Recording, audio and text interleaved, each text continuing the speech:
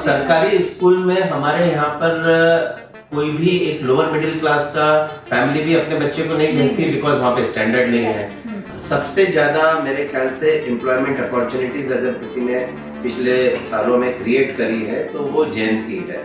हमें स्कूल हमारे स्ट्रेंथन करने पड़ेंगे, और ये सही बात है कि आज हमारे जो सरकारी स्कूल है वो वैसी क्वालिटी एजुकेशन या वैसी नींव तैयार नहीं कर पाते हैं जैसी कि उम्मीद की जाती है। तो जैन ऑफ कोर्स हर चीज में एक नेशन की बिल्डिंग के लिए हमेशा आगे रहे हैं और आगे रहेंगे।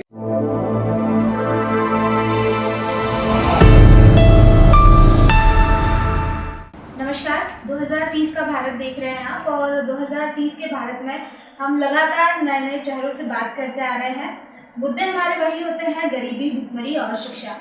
इन तीन मुद्दों पर आज भी हम एक नई शख्सियत से बात करेंगे, और जो शख्सियत हमारे साथ इस वक्त मौजूद है, आपको मैं बता दूं कि वो जीतो के चेयरमैन हैं और साथ में अर्बन डेवलपमेंट प्रोग्राम्स के और प्रोजेक्ट्स के कंसल्टेंट्स भी। देश भर में एक जाना माना चेहरा और जाना माना नाम है। मिस्टर नितेंद्र मेहता जी हमारे साथ इस वक्त मौजूद है। तो सबसे पहले तो सर आपका बहुत बहुत स्वागत है हमारे इस प्लेटफॉर्म पर।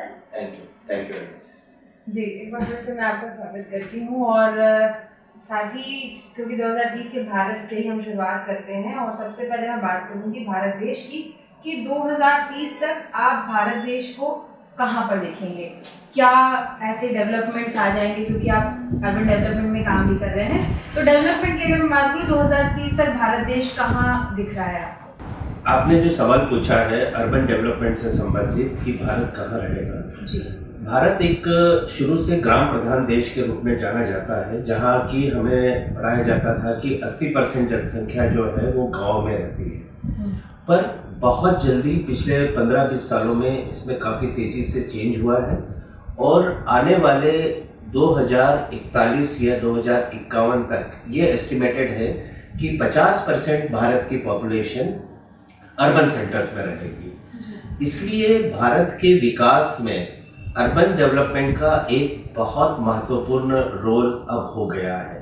हमें हमारे अर्बन सेंटर्स को एक उस तरह से डेवलप करना है ताकि वहाँ पर रहने वालों को ज़्यादा से ज़्यादा सुविधाएं मिले, और जो आप लोगों का कंसेप्ट है सस्टेनेबल डेवलपमेंट का वो हासिल हो सके। बिल्कुल सर, आपने बोला कि अर्बन डेवलपमेंट जो कि काफ़ी ज़्यादा इम्पोर्टेंट भी हो गया है, काफ़ी इसमें इम्प्रूवमेंट भी हो रहा है, ग्रोथ भी हो रहा है। एक चीज़ जानना चाहूँगी कि आखिर अर्बन डेवलपमेंट से इंडिया में पावर्टी रेशियो में कैसे कमी है?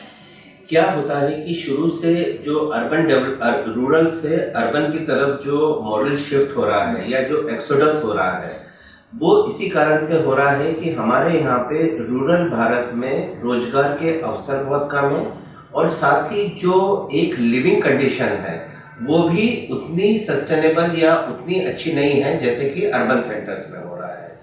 ये फिनोमेना या इसको हम रोक नहीं सकते हैं, लेकिन इसको हम अच्छा करने के लिए प्रयास कर सकते हैं कि हमें जो हमारे अर्बन से एक्सोडस होके या शिफ्ट होके अर्बन सेंटर्स में आ रहे हैं वो स्लम में न रहे, उनको एक अच्छी हाउसिंग मिल जाए, उनके बच्चों के लिए एक बढ़िया स्कूल्स हो जाए, उनको रहने के लिए एक अच्छे एटमॉस्फेयर की कॉलोनीज हो जाए, और उनको उनके जॉब के लिए अलग अलग स्किल के हिसाब से एम्प्लॉयमेंट उपलब्ध हो जाए। अगर ये तीन चीज़ों पे हमने फोकस कर लिया तो जो पावर्टी रेशियो है, जो विलेजेस में जिसकी पर कैपिटा इनकम जो है विलेज में रह के एक परिवार की बहुत कम रहती थी, अर्बन सेंटर्स में आके उसकी कई गुना बढ़ जाएगी। जब वो इनकम बढ़ जाएगी तो डेफिनेटली जो है हमारी पावर्टी रेशियो में कमी आ जाएगी। बिल्कुल, जैसे कि आपने शुरुआत में ही कहा था कि भारत कृषि प्रधान देश माना जाता है। अब जब पॉपुलेशन गांव से सिटीज में आना चालू करेंगी तो एग्रीकल्चर वाला जो पोर्शन है, जो किसान है, वो कैसे डेवलप कर पाएंगे? फिर उनको तो मुसीबतें आएंगी। नहीं, बेसिकली अभी क्या हो रहा था कि हमारा एग्रीकल्चर जो है वो मैनुअल होता था, पर अब हम लोग जो है मैकेनाइज्ड एग्रीकल्चर की तरफ बढ़ रहे हैं, बहुत सिस्टमेटिक फार्मिंग की तरफ बढ़ रहे हैं। तो इसलिए जो है हमारा जो एग्रीकल्चर सेक्टर है वो अब लेबर ओरिएंटेड नहीं रह गया है। बहुत हद तक उसमें जो है मैकेनाइज्ड फार्मिंग की जगह आ गई है, सिस्टमेटिक फार्मिंग की जगह आ गई है। तो फार्मिंग डेफिनेटली हमारा मेन ऑक्यूपेशन और मेन कंसेप्ट रहेगा, पर उसमें जितनी लेबर पहले लगती थी जब बैलों से हल की जुताई होती थी हल से, वो अब नहीं रह गया है। तो इसलिए भी गाँव में पावर्टी जो अनएम्प्लॉयमेंट है वो बढ़ता जा रहा है। बिल्कुल, इसके लिए हर किसान के पास मशीनरी उपलब्ध होना जरूरी हो जाएगा। तो क्या गवर्नमेंट को इस सेक्टर में काम करना चाहिए कि सबसे पहले जो बेसिक हमारी जो भारत देश की नींव मानी जाती है, जैसे किसानी तो नींव मानी जाती है, उसी से शुरुआत, मतलब वहीं से कहा जाता है ना कि भारत की मिट्टी में एक अलग ही बात है। तो अगर हम एग्रीकल्चर की बात करें तो क्या लगता है गवर्नमेंट की तरफ से सबसे पहले अगर किसी सेक्टर को सुधारने की जरूरत है तो एग्रीकल्चर है। और मशीनरीज की अगर हम बात करें तो किस तरह से मशीनरीज हर एक किसान के पास पहुंचनी चाहिए ताकि वो आगे बढ़ सके। और डेफिनेटली जब किसान, हर भारत का किसान आगे बढ़ेगा तो धीरे धीरे सारे सेक्टर्स आगे बढ़ते चले जाएंगे। डेफिनेटली, बिल्कुल सही बात है कि हमें हमारे गांव पर और खेती पर बहुत जोर देने की भी जरूरत है और बहुत ध्यान देने की भी जरूरत है। और सरकार उसमें काफी कुछ कर रही है। सरकार सीड से लेके माइक्रो इरिगेशन स्कीम से लेके लोन से लेके इक्विपमेंट लोन से लेके इंटरेस्ट फ्री लोन से लेके सब्सिडीज से लेके सरकार काफी कुछ कर रही है, लेकिन और भी बहुत कुछ करने की जरूरत है। लेकिन साथ ही यहाँ पर मैं ये जरूर ऐड करना चाहूँगा कि किसानों को भी जो है वो अब आगे आकर मॉडर्न तरीके खेती के अपनाने पड़ेंगे। जैसे एग्जाम्पल है हमारे पास में इजराइल का। इजराइल एक ऐसी कंट्री है कि जहाँ पे डेजर्ट है, जहाँ पे पानी नहीं है। ये सारी टेक्निक्स वहीं से आई है, जो माइक्रो इरिगेशन की कह लो या ड्रिप इरिगेशन की कह लो। तो हमारे किसानों को भी, और ये बहुत अच्छी बात है कि अब किसानों के घर में भी पढ़े लिखे बच्चे आ रहे हैं, तो वो ये सब टेक्निक अपनाएंगे, मॉडर्न टेक्निक अपनाएंगे, मॉडर्न फसल लेंगे, जैसे फ्लोरिकल्चर है, हॉर्टिकल्चर है। तो मेरा ऐसा सोचना है कि अगर ये सब तरीके हम मॉडर्न उसके अपनाएंगे तो डेफिनेटली हमारे गांव भी प्रगति करेंगे। सर, एजुकेशन पर बात करना चाहूंगी मैं आपसे। जिस तरह से, क्योंकि भारत देश को एक लक्ष्य मिला कि देश भर में क्वालिटी एजुकेशन हो, लेकिन आज भी अगर हम देखते हैं तो कई सारे ऐसे स्टूडेंट्स हैं, या फिर मैं कहूँ कि कई सारे ऐसे बच्चे हैं जो क्वालिटीफुल एजुकेशन नहीं गेन कर पा रहे हैं। तो आपको क्या लगता है अभी जिस स्टेट में है इंडिया, क्या देश में क्वालिटीफुल एजुकेशन मिल रहा है, या फिर जो भी इश्यूज आ रहे हैं क्वालिटी एजुकेशन के सेक्टर में, एजुकेशन के सेक्टर में आप क्या कहना चाहेंगे? क्योंकि कहीं ना कहीं आप भी इस चीज़ से सहमत होंगे कि अगर एजुकेशन क्वालिटीफुल होगा, अगर एजुकेशन सही होगा तो पॉवर्टी और हंगर दोनों में ही कहीं ना कहीं इसका इम्पैक्ट देखने को मिलेगा और रेशियो में कमी आएगी। ये एक बहुत इम्पोर्टेंट एस्पेक्ट है, देश के विकास से जुड़ा हुआ है। बिल्कुल सही है कि क्वालिटी एजुकेशन हमें सिर्फ हायर लेवल पे ही नहीं, ग्रास रूट लेवल से ही तैयार करनी पड़ेगी। हमें स्कूल हमारे स्ट्रेंथन करने पड़ेंगे। और ये सही बात है कि आज हमारे जो सरकारी स्कूल है वो वैसी क्वालिटी एजुकेशन या वैसी नींव तैयार नहीं कर पाते हैं जैसी कि उम्मीद की जाती है कि आगे चल के वो जब हायर एजुकेशन में जाए तो वो रिसर्च करे, देश के लिए कुछ करे। ये हमारा एक लैकिंग पॉइंट है। पर मेरे ख्याल से सरकार इसमें भी मॉडल स्कूल के तरीके से, इंफ्रास्ट्रक्चर के तरीके से, पर इसमें मैं ये ऐड करना चाहूँगा कि एक इंफ्रास्ट्रक्चर और ये तो सरकार प्रोवाइड कर सकती है, पर इसमें सबसे बड़ा रोल होता है शिक्षक का। और शिक्षक हमारे यहाँ पे लोग जो टैलेंटेड होते हैं या जो अच्छा IQ रखते हैं वो शिक्षक नहीं बनना चाहते, बिकॉज शिक्षा में या शिक्षक बनना एक पेइंग जॉब नहीं है।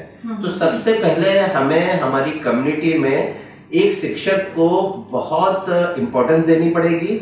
उसकी रेम्युनरेशन या उसकी पेइंग जो है वो हमें इतनी बढ़ा देनी पड़ेगी कि वो एक ल्यूक्रेटिव जॉब हो जाए, जैसे एक IT इंजीनियर का होता है या एक सिविल इंजीनियर का होता है, वैसा ही जॉब एक शिक्षक का हो जाना चाहिए ताकि उस क्षेत्र में टैलेंट अट्रैक्ट हो सके। आखिर क्यों सर, क्या ऐसी वजह है कि लोग उस डायरेक्शन में जाना ही नहीं चाहिए। जैसे आपने कहा कि जो टैलेंटेड लोग होते हैं वो अक्सर उनका ये रहता है कि वो टीचिंग की फील्ड में जाना प्रेफर नहीं करते हैं, इंस्टेड ऑफ दैट वो कॉर्पोरेट सेक्टर्स या आईटी सेक्टर्स में चले जाते हैं। तो आखिर ऐसी क्या वजह है? सबसे बड़ी वजह तो पैसा है। जो शिक्षक का एक रेम्युनरेशन है, अगर हम कॉलेज लेवल पे भी देखें या किसी भी लेवल पे देखें, तो एक शिक्षक को एक इंजीनियरिंग कॉलेज में मेरे ख्याल से जो अभी लेटेस्ट पे कमीशन और उनके साथ में भी उसको मेरे ख्याल से 1.5 से 2 लाख रुपए मिलता है। लेकिन उसी का बेसमेंट जब अमेरिका या किसी सॉफ्टवेयर इंडस्ट्री में जाता है तो वो 1 करोड़ रुपए महीना कमाता है। तो ये जो स्टार्क डिफरेंस है, ये बेसिकली किसी भी टैलेंटेड आदमी को रोकता है कि वो शिक्षक ना बने। यही अगर उल्टा हो जाए कि हमें अगर उसको हम सैलरी के साथ में, जैसा कि यूएस या बहुत सारी दूसरी कंट्रीज में है कि वहाँ पे शिक्षक को बहुत ज़्यादा पे स्केल है, उनकी जॉब जो है बहुत कवर्टेड मानी जाती है। यानी वहाँ पे शिक्षक बनना अपने आप में, जैसे हमारे यहाँ पे एक आईटी का सीईओ बनना या उस टाइप का है, वैसा वहाँ पे शिक्षक बनना रहता है। तो अगर हम हमारी उस टीचर्स के रेम्युनरेशन को, और मैं ये सिर्फ बात नहीं कर रहा हूँ कॉलेज लेवल पे, स्कूल लेवल पे भी, स्कूल लेवल पे टीचर्स की तनख्वाह अगर 20-25 हज़ार रुपए है तो डेफिनेटली कोई अट्रैक्ट नहीं होगा। तो हम जब तक उनकी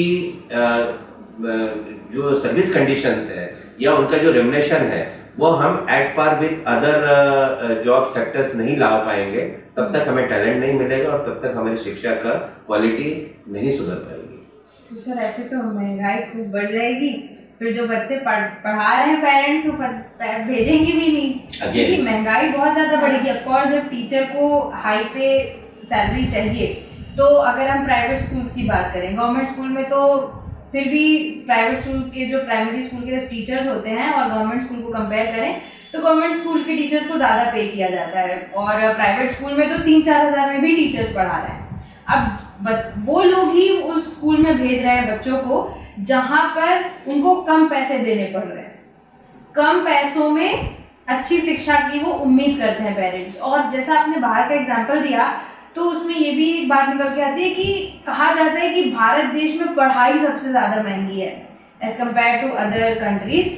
भारत देश में पढ़ाई और कुछ देशों में 10th तक शिक्षा फ्री है, सभी, मतलब जो चाहे वो पढ़ सकता है बिना कोई पैसा लिए। तो क्या ऐसा कुछ भारत देश में नहीं हो सकता कि शिक्षा को एक सीमित क्लास तक जो है वो फ्री कर देना चाहिए, उसके बाद बच्चे अपने हिसाब से पढ़ें, तो फिर उसमें पेरेंट्स भी पैसा लगा सके। यहाँ पर तो शुरू से आप देख रहे होंगे कि प्री नर्सरी से लेके 12th तक में तो एक मीडियम, लोअर मीडियम क्लास की अगर मैं बात करूँ तो पेरेंट्स को पढ़ाने में भी सोचना पड़ रहा है। तो ये कैसी स्थिति, इसमें कैसे बदलाव आएगा? नहीं, एक्चुअली 2 एस्पेक्ट्स हैं।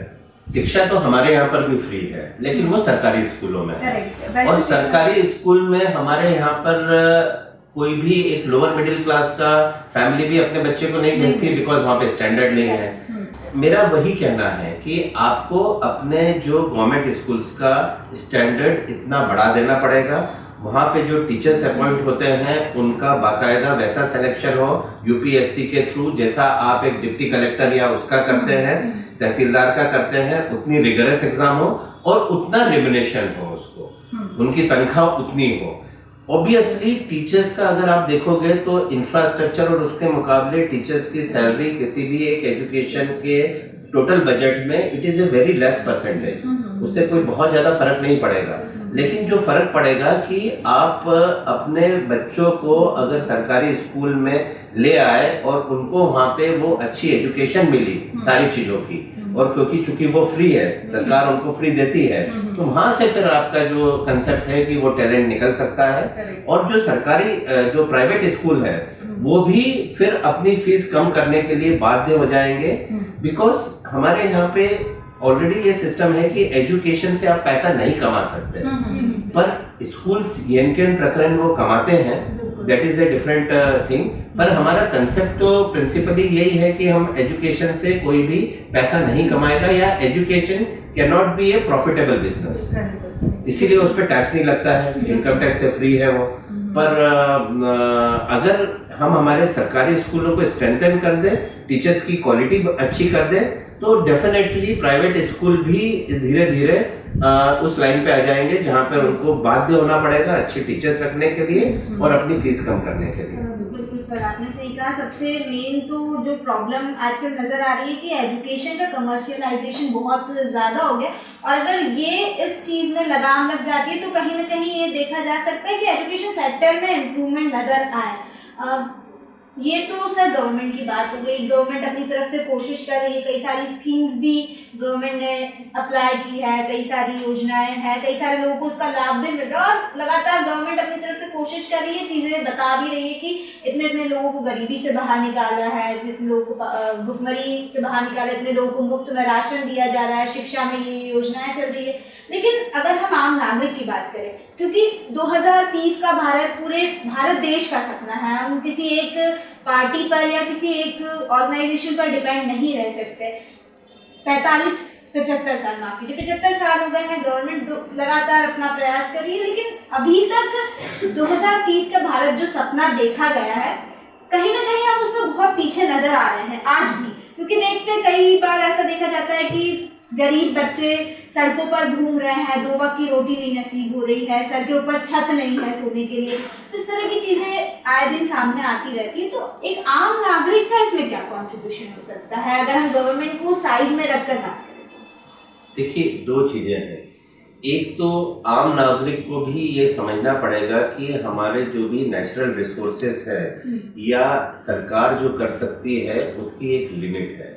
सबसे पहले तो एक हमें नागरिक की हैसियत से पॉपुलेशन कंट्रोल पे बहुत ध्यान देने की ज़रूरत है, बिकॉज हमारी जो भी सारी स्कीम्स होती हैं वो because of very steep increase in the population बहुत फेल हो जाती है।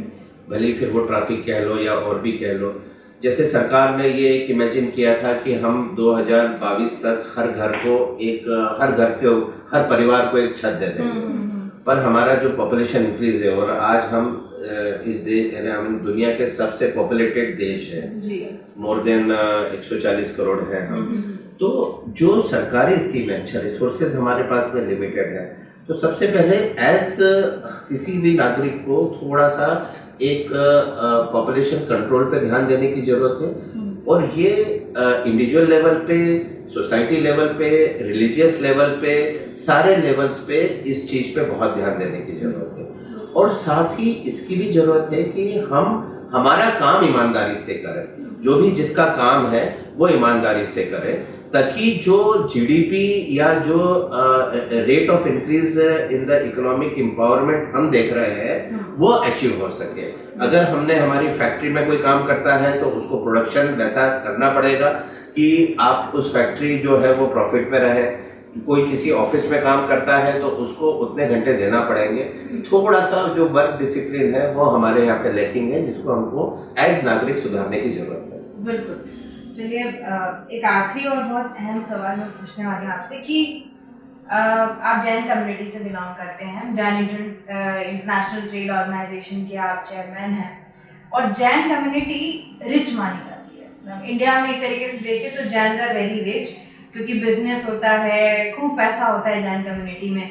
तो एक सवाल है मेरा कि क्या जैन कम्युनिटी की तरफ से कुछ ऐसी पहल होनी चाहिए भारत देश के लिए कि भारत देश की स्थिति सुधर जाए कोई? क्योंकि देखिए, हिंदू, अगर मैं कम्युनिटी वाइज बात इसलिए कर रही हूँ क्योंकि ऑब्वियसली कम्युनिटी वाइज ही लोग आगे बढ़ रहे हैं, आप देख रहे होंगे कम्युनिटी वाइज ही सब कुछ हो रहा है।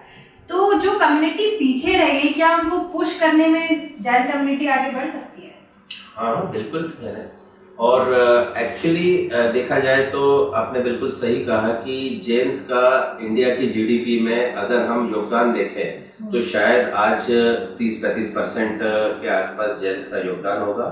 और आगे जाके जो हमारे प्रधानमंत्री जी का सपना है कि $5 बिलियन इकोनॉमी करना है, उसमें भी जेन्स का योगदान बहुत अहम होगा, ऐसा मेरा मानना है। जेन्स अलग अलग सेक्टर पे, अलग अलग फोरम पे देश के प्रगति के लिए काम करते आए हैं, पर एज जीतो मैं बताऊं कि हमारा तो मेन एम ही ये है, बेसिकली नॉलेज, सेवा और इकोनॉमिक एम्पावरमेंट। और ये पूरे सोसाइटी के लिए, ये सिर्फ जेंट्स के लिए नहीं है, ये ऑल अक्रॉस नेशन है। हम गरीब बच्चों को उनके शिक्षा के लिए फैसिलिटीज उपलब्ध कराते हैं, फाइनेंशियल भी और दूसरी फैसिलिटीज भी। हम सेवा के लिए जो बहुत सारे प्रकल्प करते हैं उसमें गरीबों के लिए ही अधिकतर है। जो इकोनॉमिकली वीकर सेक्शन है उसको उठाते हैं, और एक नॉलेज जो एक हमारा इकोनॉमिक एम्पावरमेंट है उसके तहत सबसे ज़्यादा मेरे ख्याल से एम्प्लॉयमेंट अपॉर्चुनिटीज़ अगर किसी ने पिछले सालों में क्रिएट करी है तो वो जेन्स ही है।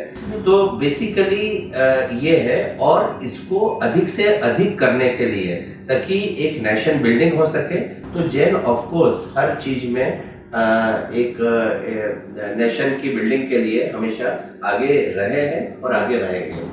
बिल्कुल बिल्कुल, आपने सही कहा कि ऑफ कोर्स जब आपने जीडीपी की बात कही तो डेटा ही बता रहा है कि कंट्रीब्यूशन है, और आगे भी हम आपसे उम्मीद करेंगे कि ऐसे ही भारत देश में आपकी कम्युनिटी जो है वो योगदान करती रहे, ताकि हम 2030 तक भले 100% तक ना पहुंच पाए, लेकिन कम से कम 90-95 तक तो पहुंचना चाहिए। तभी जाके एक मोटिवेशन आएगा कि आगे का लक्ष्य जो है पूरी तरह से पूरा हो जाए। बहुत बहुत धन्यवाद सर हमारे साथ इतना टाइम देने की और अहम बातें करने के लिए। तो हमारे साथ हितेन मेहता जी थे, उन्होंने बहुत अच्छी अच्छी बातें बताई, और सबसे इम्पॉर्टेंट चीज़ उन्होंने बताई कि एक आम नागरिक का क्या कंट्रीब्यूशन हो सकता है। साथ ही उन्होंने जैन समाज को लेकर बातें कही, और उन्होंने कहा कि लगातार जैन समाज ऐसे ही योगदान करता रहेगा।